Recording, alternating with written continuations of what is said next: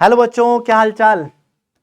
तो आज हम लोग स्टार्ट करने जा रहे हैं बच्चे एस्ट्रोनॉमी बिगनर सीरीज। आज पहला लेक्चर है जिसमें हम सिर्फ इंट्रोडक्शन टू एस्ट्रोनॉमी की बात करेंगे। देखो, एस्ट्रोनॉमी एक ऐसा सब्जेक्ट है जिसके बारे में बहुत सारे बच्चों को पता नहीं होता है कि इसके अंदर क्या पढ़ा जाता है, कितना पढ़ना है अपने को एनएससीए के लिए।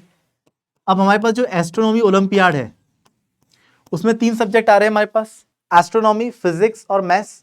फिजिक्स और मैथ्स जो है आपके जेई अलाइंड है।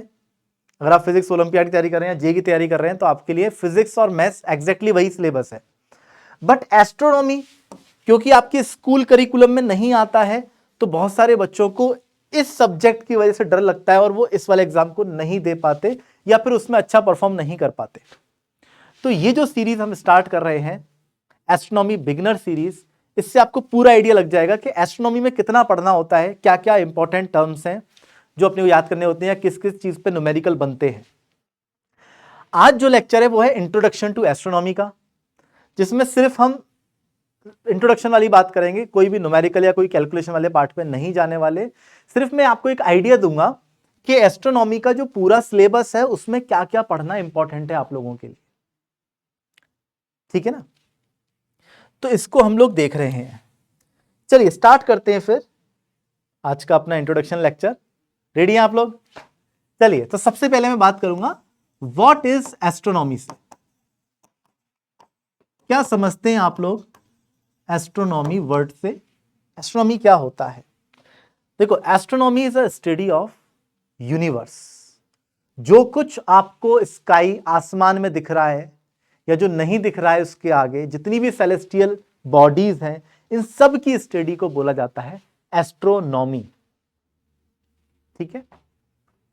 अब आपके पास जो सेलेस्टियल बॉडीज है वो आप लोगों को क्या क्या पता है, इसके बारे में हम थोड़ी सी बात करते हैं। तो अगर मैं आपको बोलूं कि आपको सैटेलाइट्स के बारे में बात करें, तो नेचुरल सैटेलाइट मून आपको दिखाई दे रहा है। कुछ प्लैनेट्स कुछ आपको नेकेड आई से दिखाई दे जाते हैं, या कुछ के लिए आपको टेलीस्कोप का यूज करना पड़ता है। प्लैनेट्स कितने तरह के होते हैं, किस प्लैनेट्स के कितने मून्स होते हैं, ये सब हमें इसमें पढ़ना है। फिर हमारे पास जो हमारा सोलर सिस्टम में स्टार है, दैट इज सन। ठीक है ना? ये बातें आप लोगों को पता होती हैं, स्कूल लेवल पर आपने कभी ना कभी पढ़ी होती हैं कि साहब कितने प्लेनेट है अपने पास सोलर सिस्टम के अंदर, कि 8 प्लेनेट है, कि सबसे छोटा कौन सा है मरकरी, सबसे बड़ा कौन सा है जुपिटर, कौन किस तरह आता है टेरेस्ट्रियल। अब टेरेस्ट्रियल प्लैनेट्स क्या होते हैं, जोवियन प्लैनेट्स क्या होते हैं, ये बहुत लोगों को नहीं पता होता। ठीक है ना? तो प्लैनेट्स के बारे में हम लोग डिटेल में पढ़ रहे होंगे। ठीक है? टेरेस्ट्रियल को अलग से पढ़ रहे होंगे, जोवियंस को अलग से पढ़ रहे होंगे। प्लूटो प्लैनेट क्यों नहीं होता, प्लैनेट की डेफिनेशन क्या होती है, क्या सेटिस्फाई करना जरूरी है, ये सब हम लोग एस्ट्रोनॉमी के अंदर पढ़ रहे होंगे। अब यहां पे हम स्टार तक पहुंच चुके हैं, अब स्टार्स पे आ गए। ये तो सोलर सिस्टम की बातें थी जो आप स्कूल लेवल पे जानते हो बच्चे। ठीक है? अब स्टार्स पे आ गए। ठीक है? स्टार्स जब आप नेकेड आई से देखते हैं, नाइट में आपको स्टार्स दिखाई देंगे, तो स्टार्स जो आपको दिखते हैं वो ऑलमोस्ट सब एक ही कलर के दिख रहे होते हैं। बट क्या एक्चुअल में सबका कलर सेम ही होता है क्या? सब व्हाइट कलर की दिख रहे होते हैं? ट्विंकल ट्विंकल लिटिल स्टार ही होता है क्या? क्या लिटिल ही होते हैं क्या स्टार्स? नहीं। तो स्टार्स के भी कलर होते हैं। तो इवोल्यूशन ऑफ द स्टार्स हमें पढ़ना है, किस तरह से स्टार फॉर्म होता है, क्या क्या उसकी एजिंग होती है, कितने स्टेजेस पर किस तरह का हमें स्टार दिखाई देता है, ये हमें पढ़ना है पूरा इस सब्जेक्ट के अंदर, एस्ट्रोनॉमी के अंदर। Groups of star, certain groups जो पैटर्न बनाते हैं स्काई के अंदर, हम कॉन्स्टिलेशंस बोलते हैं उसको। ठीक है ना? मिलियंस और बिलियंस ऑफ स्टार्स मिलके हमारे पास गैलेक्सीज बनती हैं। ठीक है? गैलेक्सीज, अगर हम अपनी गैलेक्सीज की बात करेंगे, देखो यहां पर मैंने बोल दिया कॉन्स्टिलेशन है कुछ। ठीक है? अब कॉन्स्टिलेशन तो सम पैटर्न हो गया, कुछ पैटर्न हो गया। ये कितने तरह के कॉन्स्टिलेशन हमें दिखते हैं, कितने कॉन्स्टिलेशन होते हैं, कौन कौन से कॉन्स्टिलेशन हमें याद रखने हैं, जिसपे क्वेश्चंस एनएससी में बनता है, वो हम यहां पे देख रहे होंगे। फिर यहां पे हम लोग कुछ क्लस्टर्स की बात कर रहे होंगे। क्लस्टर्स क्या होता है? Group of stars. फिर हम लोग वहां पे फिर गैलेक्सीज के बारे में बात करेंगे हम लोग, गैलेक्सीज क्या होती हैं। फिर ग्रुप ऑफ गैलेक्सीज के बारे में बात करेंगे हम लोग, और सुपर क्लस्टर के बारे में बात करेंगे।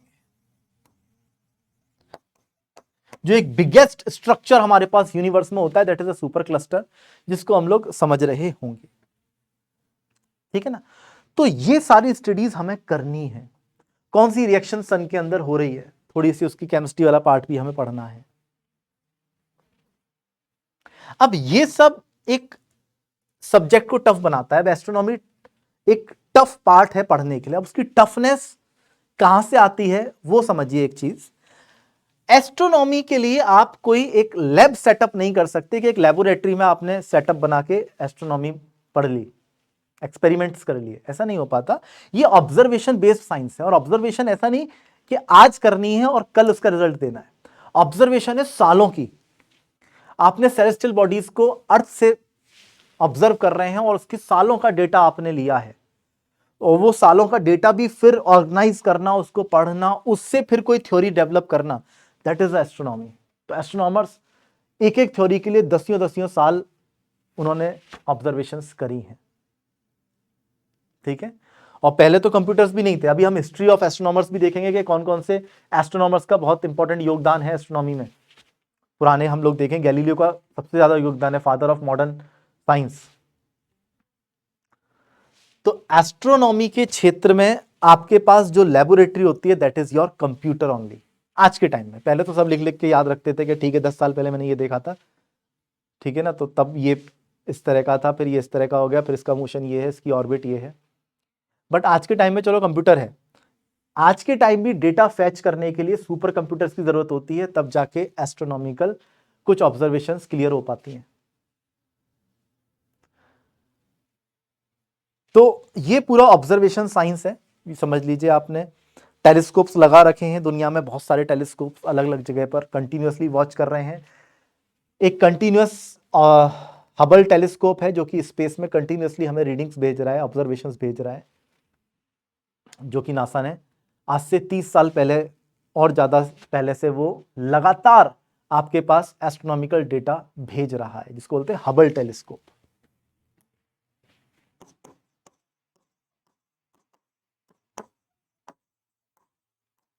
हबल स्पेस टेलीस्कोप ये क्या काम कर रहा है, ये आप देखिए, ये 350 माइल्स अर्थ के सरफेस से 350 माइल्स ऊपर है ऑर्बिट इसकी, और ये वहां पर है।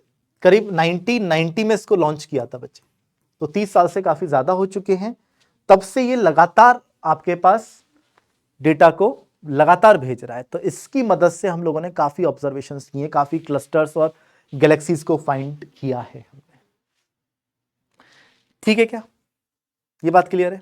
तो चलिए एक बार देखते हैं बेसिक से कि व्हाट इज एस्ट्रोनॉमी। तो देखो, एस्ट्रोनॉमी जैसा कि मैंने आपको समझाया कि astronomy is the study of anything which we see in the sky and the beyond. ठीक है, स्काई और उसके आगे जो कुछ है उस सब की स्टडी को हम लोग एस्ट्रोनॉमी कहते हैं। अब ये चीज मैंने आपको समझाई कि astronomy is one of the most difficult science to do because we can not do many things in the lab.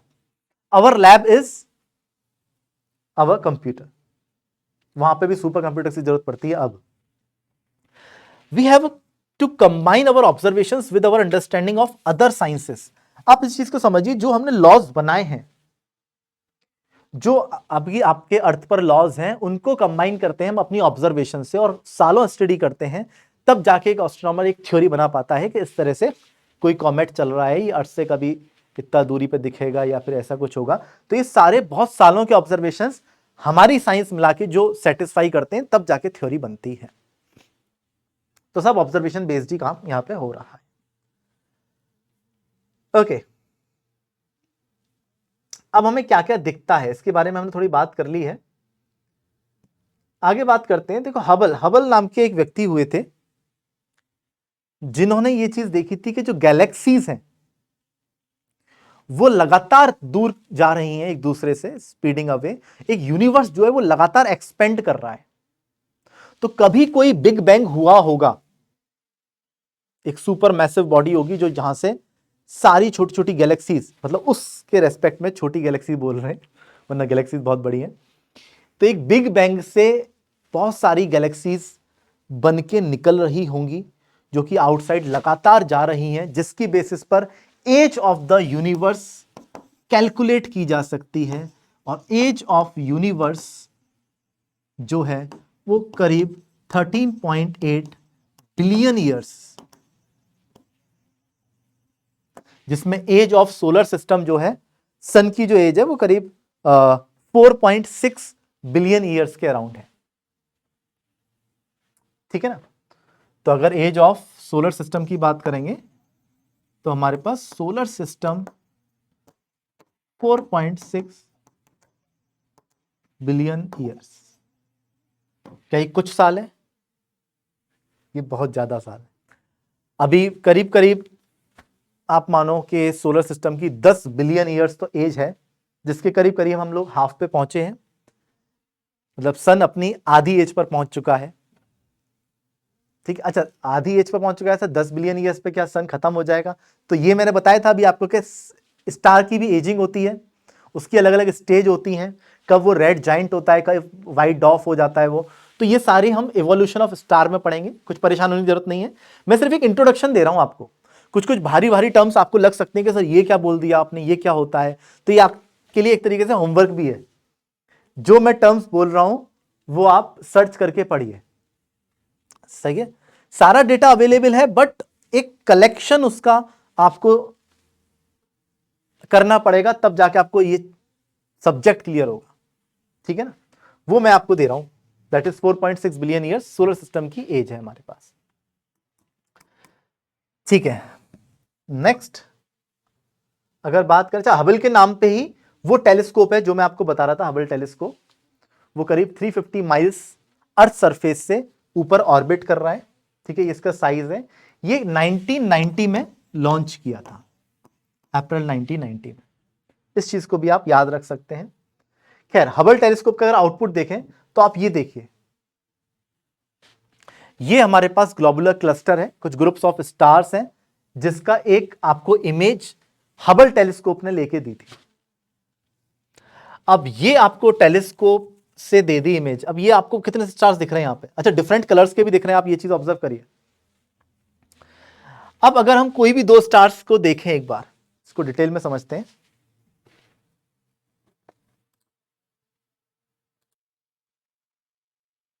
तो इसके लिए हम लोग क्या करेंगे, देखो दो स्टार्स के बीच में डिस्टेंस निकाल सकते हैं क्या? ये कौन सा स्टार हमसे कितने डिस्टेंस पर होता है? अच्छा, आप डिस्टेंस मेजरमेंट की जब बात करेंगे तो हम एसआई यूनिट जैसे कि मीटर बोल रहे हैं, और यहां से अगर कहीं हमें किसी दूसरे सिटी में जाना है तो किलोमीटर्स में नाप लग जाएंगे हम लोग। अर्थ की रेडियस की बात करें तो वो भी किलोमीटर में नाप रहे हैं हम लोग। बट जब हम स्टार की दूरी तक की बात करें या दो स्टार्स के बीच की दूरी की बात करें तो वहां पे मीटर किलोमीटर ये की बहुत ही छोटी यूनिट हो जाएगी। तो हम लोग यहां पे यूनिट्स की बात करते हैं कि एक एस्ट्रोनॉमर्स की लाइफ में कौन कौन सी यूनिट्स इंपॉर्टेंट होती हैं। एक होती है एस्ट्रोनॉमिकल यूनिट। अब एस्ट्रोनॉमिकल यूनिट क्या होती है एक बार इसको समझिएगा, थोड़ा सा मैं आपको बता दूं। ये आप देखिए डीप स्पेस इमेज है। ठीक है, ये भी हबल टेलीस्कोप का आउटपुट है। ठीक है, वहां से एक ऑब्जर्वेशन है। अगर हम डिस्टेंस मेजरमेंट की बात करें, देखो ये सब मैं डिटेल में पढ़ाऊंगा सिलेबस में, सिर्फ आज इंट्रोडक्शन दे रहा हूं, तो आप ये मत सोचिएगा कि टॉपिक खत्म हो गया, नहीं, सिर्फ इंट्रोडक्शन है। थोड़ा थोड़ा मैं आपको बता देता हूं। जैसे कि डिस्टेंस मेजरमेंट के लिए आपके पास एस्ट्रोनॉमिकल यूनिट, ये इंपॉर्टेंट है। एस्ट्रोनॉमिकल यूनिट क्या होती है? अर्थ और सन के बीच की जो एवरेज डिस्टेंस है, वो डिस्टेंस थोड़ी बहुत चेंज होती है, इलिप्टिकल पाथ होता है, ये सब हम लोग पढ़ेंगे। बट जो एवरेज डिस्टेंस होती है वो 1 AU के बराबर हमारे पास बोली गई। ये लगभग लगभग कितनी होती है? ये 1.4 इंटू 10⁻11 मीटर्स के आसपास होती है। अब बार बार हमें इतना बड़ा डिस्टेंस बोलना ना पड़े, इसलिए हमने इस पूरे डिस्टेंस को, अर्थ से सन की दूरी को 1 एस्ट्रोनॉमिकल यूनिट बोल दिया। अब सोलर सिस्टम में जो सन से प्लैनेट्स की दूरी है या दो प्लैनेट्स की दूरी है किसी भी इंस्टेंट पर, वो निकालने के लिए हम जो यूनिट यूज करते हैं दैट इज एस्ट्रोनॉमिकल यूनिट।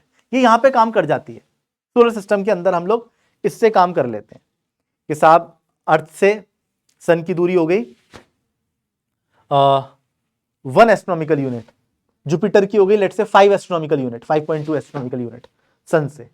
तो ये सारी डिस्टेंसेस यहां से मेजर हो जाती है, बढ़िया एस्ट्रोनॉमिकल यूनिट काम कर जाता है। बट अगर स्टार्स के बीच में दूरी की बात करें तो फिर अगेन एस्ट्रोनॉमिकल यूनिट एक छोटी यूनिट हो जाती है।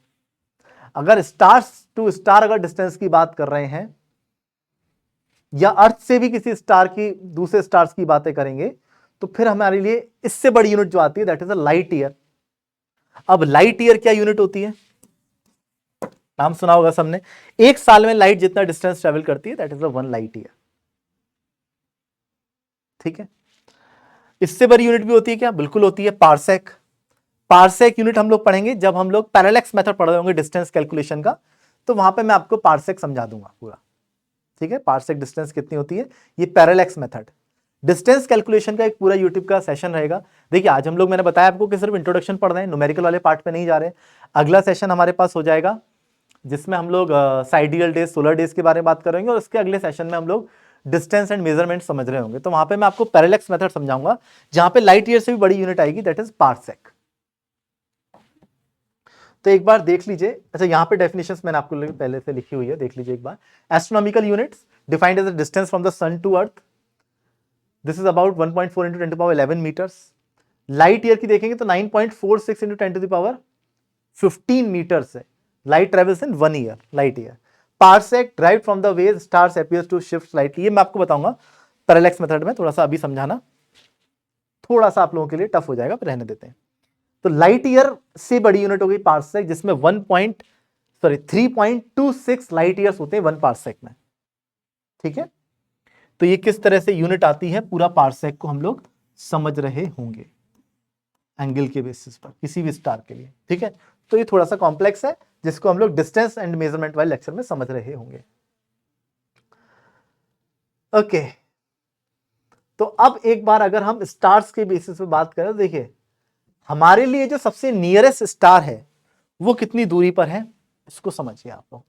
हमारे मतलब सन तो है ही है, सन और अर्थ के बीच की अगर दूरी की बात करें तो सन से लाइट अर्थ पर आने तक लगती हैं 8 मिनट्स।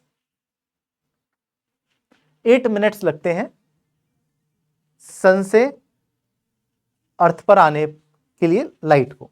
ठीक है, जैसे मून से लाइट रिफ्लेक्ट होकर आती है तो मून से 1.3 सेकेंड्स लगते हैं, 1.3 मिनट्स। एक सेकेंड,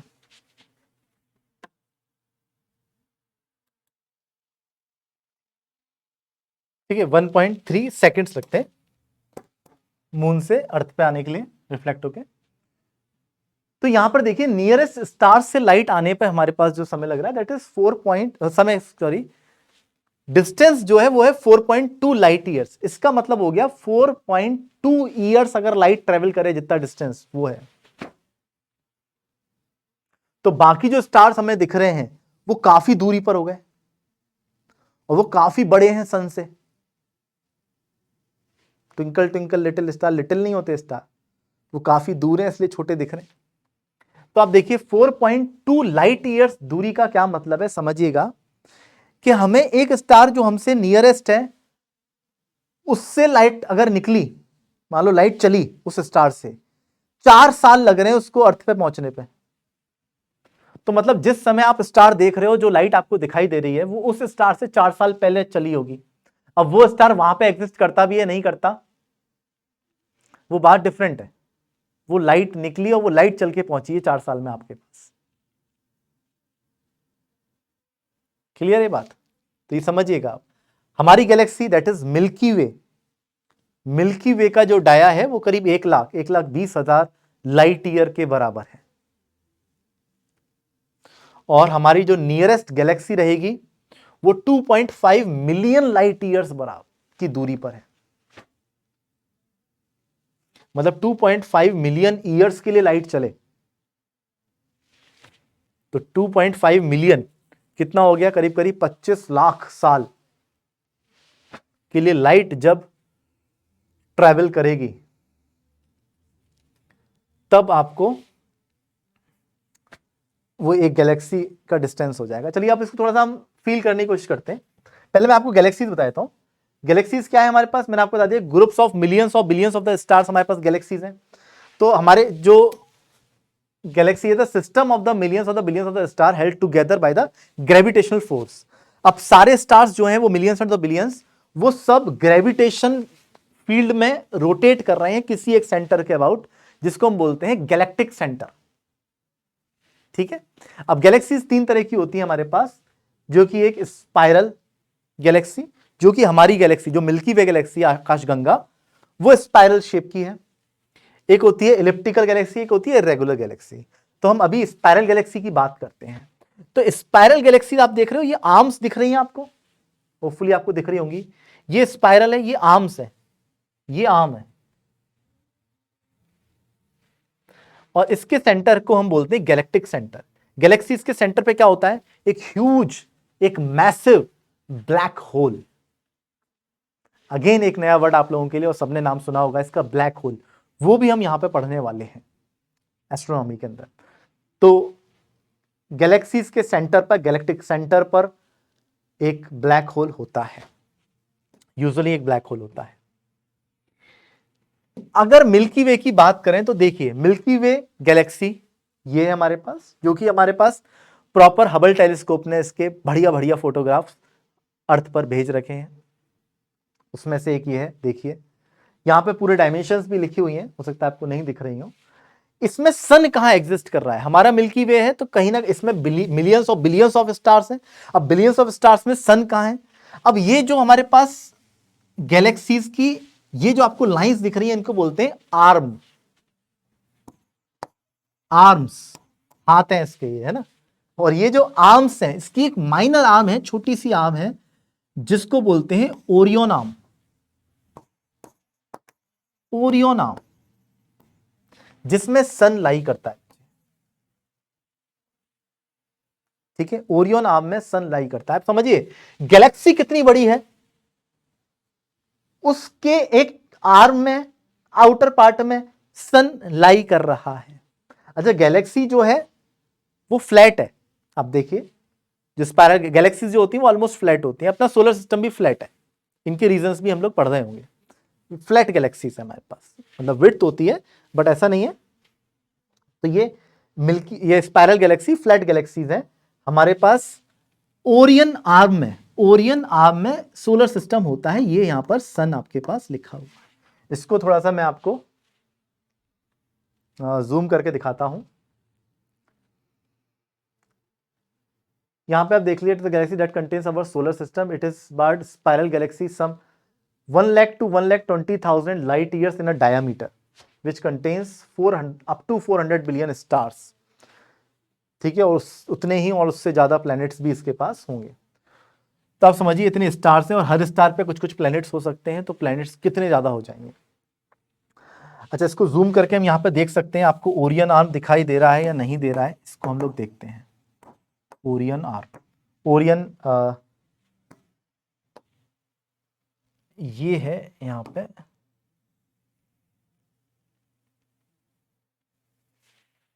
ओरियन स्पार बोल दें। थोड़ा सा जूम करके ब्लर हो रहा है, आपको दिख रहा है, हाँ शायद दिख रहा है कैमरे में।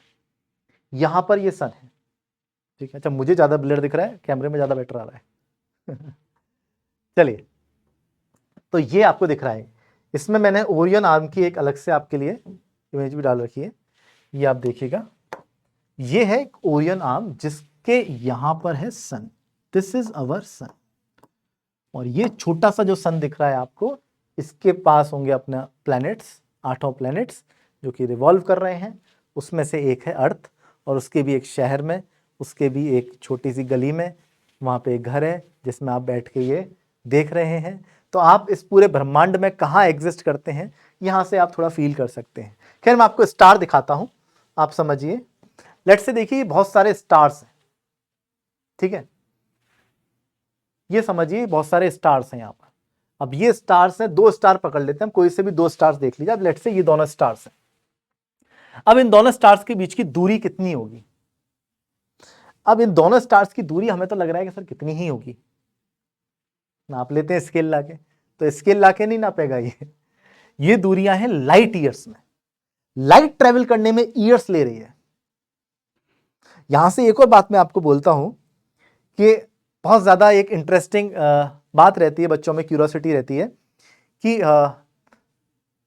एलियंस के बारे में अगर बात की जाए, बहुत सारी मूवीज वगैरह बनती हैं, तो बहुत ज्यादा तो बात नहीं कह सकता मैं, बट थोड़ा सा मैं आपको अगर आइडिया दूं कि क्या लाइफ एग्जिस्ट करती होगी, कहीं ना कहीं डेफिनेटली करती होगी।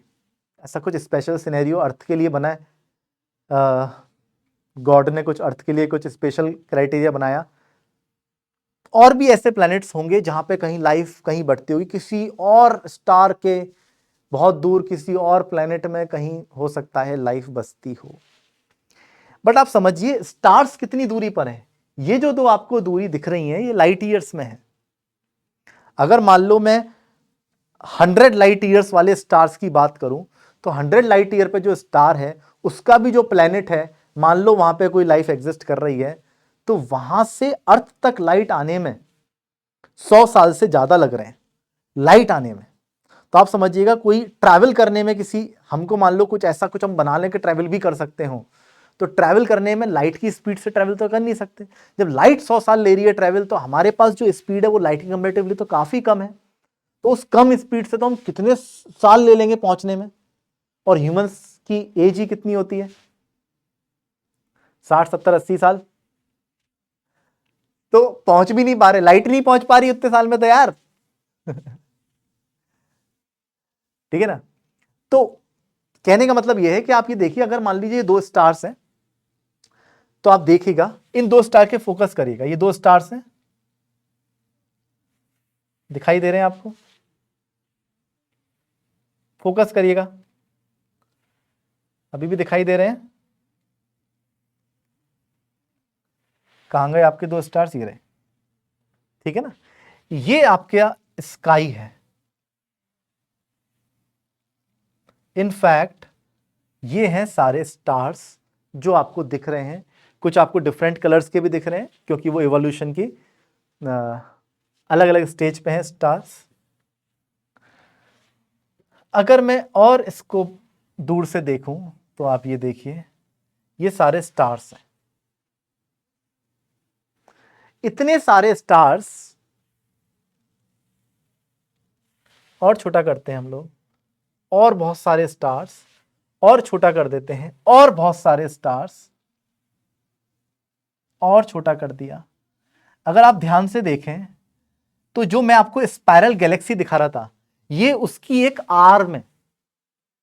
जो आप स्पाइरल गैलेक्सी देख रहे थे उसकी सिर्फ एक आर्म है, और उस एक आर्म में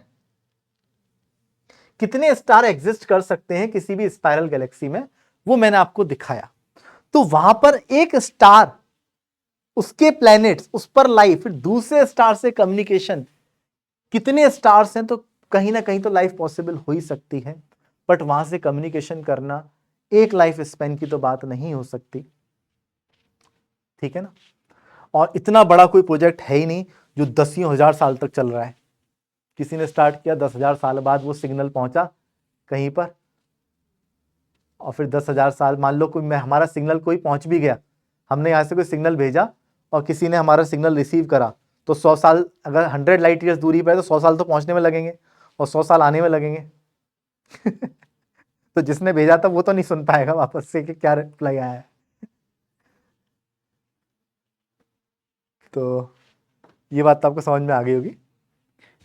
तो कितना बड़ा ब्रह्मांड है और उसमें हम लोग कहाँ एग्जिस्ट कर रहे हैं, इसको थोड़ा सा फील करके देखिए। तो जितना बड़ा यूनिवर्स है, मतलब उसको 1% भी पढ़ना बहुत बड़ी बात है। 1% भी नहीं पढ़ पा रहे हम लोग, 1% तक भी नहीं पहुंची अभी ह्यूमन रेस, ऐसा मान लो आप। तो ब्रह्मांड इतना बड़ा है और हम उसमें बहुत छोटा सा कहीं एग्जिस्ट करते हैं। तो ये हमारे पास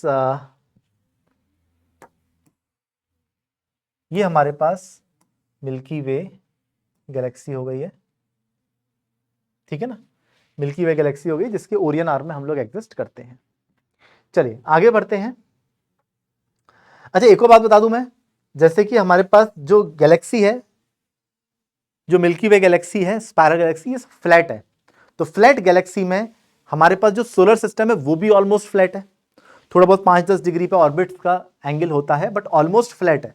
तो सोलर सिस्टम भी फ्लैट है। फ्लैट होने के रीजंस भी पढ़ेंगे हम लोग कि डस्ट जब रिवॉल्व हुई होगी तो कैसे फ्लैट हो गई होगी। तो जो सोलर सिस्टम है वो मिल्की वे के साथ सेम प्लेन में एग्जिस्ट नहीं करता। सोलर का प्लेन और मिल्की वे गैलेक्सी का प्लेन में एंगल होता है बीच में, ये लगभग लगभग जो एंगल होता है ये अराउंड 60 डिग्री है, 63 डिग्री एग्जैक्टली होता है ये। तो सोलर सिस्टम का एंगल और मिल्की वे के प्लेन का एंगल ये 63 डिग्री है, तो काफी ज्यादा एंगल है ये। ठीक है, तो ये सारी बातें आप लोग इस कोर्स के अंदर पढ़ रहे होंगे। तो आई होप मतलब होपफुली आपको इंटरेस्ट आ रहा होगा, एक क्यूरियोसिटी डेवलप हो रही होगी कि सर कैसे ये चीजें निकाली गई, ठीक है ना। तो इसी क्यूरियोसिटी के लिए आपको ये कोर्स दिया जा रहा है बच्चे, इसको आप लास्ट तक करेंगे तो मेरे ख्याल से ये एक बहुत इंटरेस्टिंग पार्ट है। आप अगर इस पर रिसर्च करना चाहते हैं या बहुत आगे जाना चाहते हैं इस फील्ड में, तो ये आपके लिए पहला स्टेप रहेगा कि आप NACA को निकालिए, ठीक है। NACA को क्लियर करिए, NACA क्लियर करिए, INAO क्लियर करिए, वहां तक के सिलेबस हम लोग कर लिया। उसके बाद आप OCSC कैंप में जाएंगे, कैंप में आपको अगेन पढ़ाया जाएगा, इंटरनेशनली आप रिप्रेजेंट करेंगे। अगर आप इंटरनेशनल लेवल तक एस्ट्रोनॉमी ओलंपियाड में पहुंच जाते हैं तो आपको वर्ल्ड के सबसे अच्छे कॉलेज से अपॉर्चुनिटी मिल जाएगी आपको एस्ट्रोनॉमी में रिसर्च लेवल तक जाने के लिए, ठीक है ना। तो काफी वास्ट फील्ड है ये, बहुत सारी अपॉर्चुनिटीज हैं आपके लिए। एक बार हम हिस्ट्री देखते हैं, एस्ट्रोनॉमी की हिस्ट्री की अगर बात करें तो कौन कौन से साइंटिस्ट ने यहाँ पर मेजर कंट्रीब्यूशन दिया है। तो अगर अर्ली स्टेजेस की बात करें तो golden age of early astronomy, तो थोड़ा बहुत आपको आइडिया होगा कि एरिस्टोटल या टॉलमी ने जियोसेंट्रिक मॉडल दिया था। जियोसेंट्रिक मॉडल मतलब पुरानी बातें हैं, चर्च वर्च की बातें कहीं ना कहीं आप लोगों ने सुनी होंगी। तो एरिस्टोटल या टॉलमी की बातें करें तो अर्थ इज ए सेंटर, वो सारे स्टार्स, सारे प्लैनेट्स, सब चीज अर्थ के अराउंड घूम रही हैं सर्किल में, ठीक है। ये मॉडल था एंशिएंट ग्रीक मॉडल, ठीक है। इसके बाद जब मॉडर्न साइंस आई 15 और 16 सेंचुरी में सबसे ज्यादा एस्ट्रोनॉमी की बातें हुई। 15 और 16 सेंचुरी में सबसे पहले वहां पे आए कॉपरनिकस की बात करते हैं हम लोग, निकोलस कॉपरनिकस।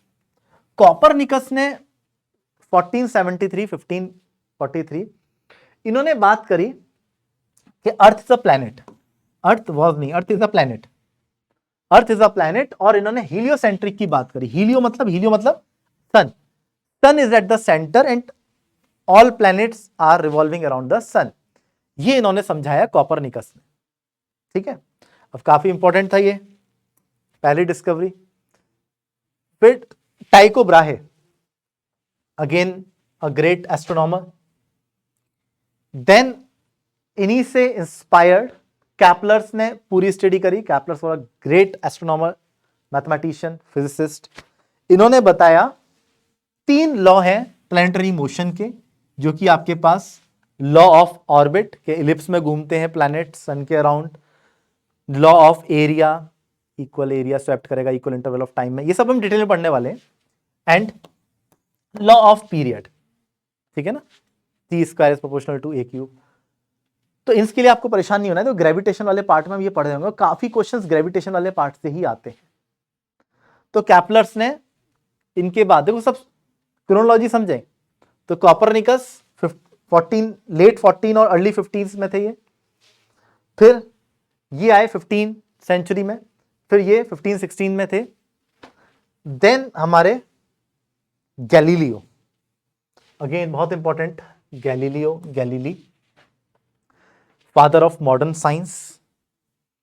इन्होंने अपना टेलीस्कोप बनाया और पूरे यूनिवर्स को ऑब्जर्व किया उससे, ठीक है। और इनके ऑब्जर्वेशंस काफी परफेक्ट थे, इनकी थ्योरी काफी परफेक्ट थी। इनके क्या क्या ऑब्जर्वेशंस थे, 4 मून्स ऑफ द जुपिटर ने डिस्कवर कर लिए थे, काफी ज्यादा होते हैं, हम लोग पढ़ेंगे total number of the moons जितने डिस्कवर कर लिए गए हैं। इन्होंने 4 मून्स बता दिए थे जुपिटर के, देख लिए थे। Planets appeared as a disc appeared होते हैं, phases of the Venus and phases of the moons भी पढ़े थे। सन के स्पॉट्स डिटेल में पढ़ेंगे हम लोग, सन को जब पढ़ेंगे। सैटर्न रिंग्स, ये इन्होंने देख ली थी अपने टेलीस्कोप से, ठीक है ना। तो लेंसेज वगैरह से टेलीस्कोप बन सकता है, वो बना के इन्होंने पूरा ऑब्जर्वेशंस कर ली थी। तो इनका काफी मेजर कंट्रीब्यूशन था गैलीलियो का। इसके बाद ऑब्वियसली इनका नाम तो आना ही चाहिए, पूरा ग्रेविटेशन चैप्टर का नाम ले लिया, और लॉ ऑफ ग्रेविटेशन जिन्होंने दिया था सर आइजैक न्यूटन, तो इनका कंट्रीब्यूशन भी काफी ज्यादा है। तो पूरा ग्रेविटेशन चैप्टर इन्होंने आपके लिए बनाया है, जो आपको एस्ट्रोनॉमी के अंदर भी पढ़ना पड़ेगा। फिजिक्स का पार्ट है ग्रेविटेशन, बट मैं एस्ट्रोनॉमी पढ़ाता हूं क्योंकि ज्यादातर क्वेश्चन एस्ट्रोनॉमी से आते हैं। 9th जन को जो अपना कोर्स स्टार्ट हो रहा है एस्ट्रोनॉमी का PW की ऐप पर, उसमें ग्रेविटेशन और ऑप्टिकल इंस्ट्रूमेंट और रेडिएशन, ये तो हम डिटेल में पढ़ेंगे, ये फिजिक्स में भी पढ़ेंगे, एनएससीपी 11th वाले फेज में भी पढ़ा रहा हूंगा मैं ये सारी चीजें, और यहां पे भी आपको पढ़ाऊंगा, ठीक है ना। नेक्स्ट बात करें, चलिए, तो इतनी इंट्रोडक्शन वाली बातें थी, थोड़ा सा हम सोलर सिस्टम के बारे में बातें कर लें, कि हमने सारी बातें कर ली और सोलर सिस्टम को बताया ही नहीं। सोलर सिस्टम देख लेते हैं एक बार। सोलर सिस्टम ऑब्वियसली सन। अब एक फिनोमेना है एक्लिप्सिस। अब एक्लिप्सिस, लूनार एक्लिप्स क्या होते हैं, सोलर एक्लिप्स क्या होते हैं, कौन किनकी शेडो होती है, अंब्रा पेनम्ब्रा क्या होता है, ये हम लोग यहां एक्लिप्सिस में देख रहे होंगे, ठीक है। प्लैनेट्स और उनके मून्स, एस्ट्रॉइड्स, मीटरॉइड्स, कॉमेट्स, ये सब चीजें क्या होती हैं, ये भी हम लोग यहां पे देख रहे होंगे। कॉमेट्स की टेल्स क्या होती है, ये सब हम यहां पर समझ रहे होंगे। ये कॉमेट्स हैं। कॉमेट्स कहां होते हैं, कहां एग्जिस्ट करते हैं, तो नेपट्यून्स के भी आगे या ऑर्ट क्लाउड्स पर। ऑर्ट क्लाउड क्या होता है, ऑर्ट क्लाउड होता है बिल्कुल एकदम सोलर सिस्टम की जो बिल्कुल ही आउटर बाउंड्री है, पेरीफेरी है, वो है ऑर्ट क्लाउड्स, जहां पर हमारे पास कॉमेट्स होते हैं, जो कि सन के जब बहुत पास से गुजर रहे होते हैं तब वो इस तरह से हमें एक दिख रहे होते हैं, ठीक है ना। ओके, ये एस्ट्रॉइड्स हैं, और सोलर सिस्टम में प्लैनेट्स और मून के बारे में एक बार हम देख लेते हैं, थोड़ा सा आइडिया ले लेते हैं जस्ट। तो neighbourhood tour of our solar system, तो सोलर सिस्टम के अंदर की बातें कर रहे हैं हम लोग। ये सन है, यहां पर आपको दिख रहा है, ये सारे प्लैनेट्स हैं, that is mercury, Venus, earth, Mars. इनको हम लोग टेरेस्ट्रियल प्लैनेट्स बोलते हैं। अब टेरेस्ट्रियल प्लैनेट्स क्यों बोलते हैं, किस चीज से बने होते हैं, उसके बेसिस पे इनका नाम होता है। बाकी जो जाइंट प्लैनेट्स हैं उनको जोवियंस प्लैनेट बोला जाता है। ये भी किस चीज से बने हुए हैं, गैसियस हैं, इस वजह से इनको जोवियंस बोला जाता है। तो इनके बारे में भी हम डिटेल्ड इस कोर्स के अंदर पढ़ रहे होंगे, ठीक है ना। देखो, आज इंट्रोडक्शन है, सिर्फ नाम ले रहा हूं मैं, नाम लेके परेशान मत होना, एक तरह से होमवर्क भी हो गया आपके लिए, सर्च करने वाला बता दिया है मैंने, ठीक है। तो आप यहां पे देख सकते हैं, हमारे पास बिगेस्ट प्लेनेट जो है सोलर सिस्टम में, that is Jupiter, smallest is mercury. Pluto is not a planet. तो हमारे पास 8 प्लैनेट है नेपट्यून तक। उसके बाद प्लूटो प्लैनेट क्यों नहीं है, प्लैनेट की कौन सी डेफिनेशन को सेटिस्फाई नहीं करता, इस पे एनएससीए में क्वेश्चन आ चुका है। ये सारे क्वेश्चन हम लोग यहाँ पे डिस्कस कर रहे होंगे। एक स्केल डायग्राम देख लेते हैं, लास्ट चीज, ठीक है। स्केल डायग्राम का मतलब ये होता है कि सेम रेशियो में अगर ड्रॉ किया, अगर ये सन है इतना बड़ा, तो हमारे पास जो बिगेस्ट प्लैनेट है जुपिटर, वो कितना बड़ा होगा। तो आप देखिए जुपिटर इतना बड़ा है, जो बिगेस्ट प्लैनेट है। और अर्थ कहां एग्जिस्ट कर रही है, अर्थ तो यहां पे एग्जिस्ट कर रही है। ये सब जो हमारे पास जाइंट प्लैनेट्स हैं, वो जोवियंस प्लैनेट हैं, वो सब जाइंट्स हैं, सब गैसियस हैं, इसलिए जाइंट्स हैं वो। तो जुपिटर हुआ, चाहे सैटर्न हुआ, यूरेनस, नेपट्यून, ये सब बड़े हैं। अर्थ है यहां पर। तो अब देखो, सन के रेस्पेक्ट में अर्थ यहां पर है, जुपिटर के रेस्पेक्ट में अर्थ यहां पर है। तो ये सेम रेशियो, साइज का सेम रेशियो पे अगर आपने एक डायग्राम ड्रॉ किया तो उसको बोलते हैं scale model of a solar system. तो सेम स्केल पर, same ratio of the size को मेंटेन करते हुए डायग्राम बनाया गया है। इनफैक्ट अगर आप बाकी स्टार्स को सन के साथ बनाए ना, तो आप देखिए कई स्टार इतना बड़ा है, बहुत सारे स्टार्स इतने बड़े हैं, और सन अपना इतना सा है। तो अगर हम सन के मॉडल बाकी स्टार्स कंपेरेटिवली देखेंगे, तो स्केल अगर देखा जाए तो बहुत सारे स्टार्स इतने बड़े बड़े हैं, तभी वो इतनी ज्यादा लाइट ईयर्स दूरी पर भी हमको दिखाई दे रहे हैं। वो बहुत जाइंट हैं, सन से बहुत बड़े हैं। ये सारी अंडरस्टैंडिंग हमें डेवलप करनी है एस्ट्रोनॉमी के अंदर। होपफुली आपको एक क्यूरियोसिटी आई होगी, और आपको एक इंट्रोडक्शन भी मिला होगा कि आपको इस सब्जेक्ट के अंदर क्या क्या पढ़ना है, ठीक है। अब मैं कुछ छोटे छोटे टॉपिक्स पे आपके लिए क्वेश्चंस लेके आऊंगा, जो कि साइडरियल डे और सोलर डे है next topic. Then distance measurement पर है, कि हम किस तरह से डिस्टेंसेस नापते हैं, ठीक है। कुछ डिस्टेंसेस मैं आपको दिखा दूं यहां पर, तो आप देखिए, ये कुछ डिस्टेंसेस हैं कि अब अर्थ का डायमीटर इतना है, अर्थ और मून की डिस्टेंस इतनी है, अर्थ से सन की दूरी इतनी है, सन से जुपिटर की दूरी इतनी है, सन से प्लूटो की दूरी इतनी है, लगभग लगभग। ऑर्ट क्लाउड जो मैं आपको बता रहा था, unobserved edge of the solar system, तो इसकी दूरी कितनी है, 50,000 AU। तो सोलर सिस्टम में तो अपन एस्ट्रोनॉमिकल यूनिट में काम कर लेते हैं, बट सोलर सिस्टम से जैसे ही बाहर जाते हैं तो अर्थ से किसी भी चीज की दूरी नापने के लिए तो एटलीस्ट लाइट ईयर हमें चाहिए होता है, नहीं तो फिर पारसेक चाहिए होता है, और बड़ी यूनिट्स में हम लोग को जाना पड़ता है, ठीक है। तो होपफुली आपको यहां से एक इंटरेस्ट डेवलप हुआ होगा इस सब्जेक्ट के प्रति, और मैं ये उम्मीद करता हूं कि आप लोग ज़्यादा से ज़्यादा जो एलिजिबल कैंडिडेट हैं वो एस्ट्रोनॉमी का ओलंपियाड भी अब से देंगे। कौन कौन दे सकता है? 10th 11th और 12th क्लास के बच्चे ये दे सकते हैं एग्जाम। ठीक है, तो चलिए मिलते हैं नेक्स्ट क्लास में, तब तक के लिए goodbye and take care. 9th का क्लास का जो बच्चा है अभी, वो भी जब 10th में पहुंच जाएगा नेक्स्ट ईयर 2025 में, तो वो भी देगा एग्जाम। तो आप 10th 11th 12th क्लास के बच्चे सभी इस एग्जाम को दे सकते हैं। Okay, thank you.